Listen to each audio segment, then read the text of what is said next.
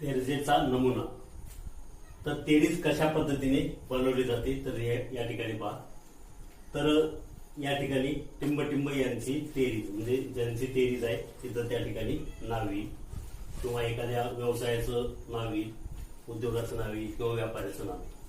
दिनांक टिंबटिंब रोजीची म्हणजे या तारखेची ती तेरीज आहे, दिनांक टिंबटिंब रोजीची.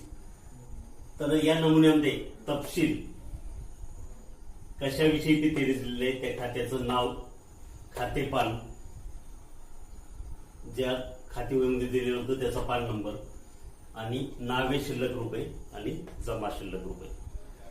म्हणजे नावे रक्कम किती आहे आणि जमा रक्कम किती आहे, शिल्लक शेवट ती त्या ठिकाणी लिहायची. तेरजेतील तपशिलामध्ये खात्यांची नावे लिहून बाजूला नावे म्हणजे तपशील सगळा लिहायचा आणि नावेची रक्कम त्या खात्याची असेल ती या ठिकाणी व जमा असे जे 2 रकाने आहेत ते केले जातात. आणि नावेमध्ये नावे असलेली शिल्लक आणि जमा शिल्लक रुपयामध्ये जमा शिल्लक जमा रकान्यात या ठिकाणी लिहिली जाते. तर अशा प्रकारे अगदी ह्या सोप्या पद्धतीने हा तेरजेचा नमुना आहे लिहून घ्या.